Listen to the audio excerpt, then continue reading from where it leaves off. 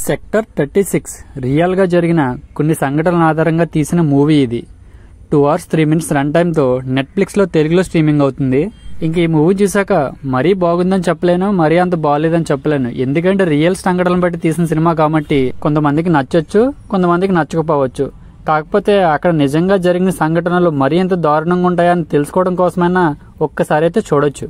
Basic గా స్టోరీలు ఏంటంటే, ఒక మురికివాడలో ఉండే చిన్నపిల్లల్ని కిడ్నాప్ చేసి చాలా దారుణంగా చిత్రహింసలు పెడతా ఉంటారు. అసలు అలా ఎందుకు చేస్తున్నారు, ఆ తర్వాత ఏమైంది అన్నది మిగతా స్టోరీ. ఇంక ఈ మూవీని ఫ్యామిలీతో చూడొచ్చు అంటే అసలు చూడలేం, చాలా వల్గర్ వర్డ్స్ ఉన్నాయి.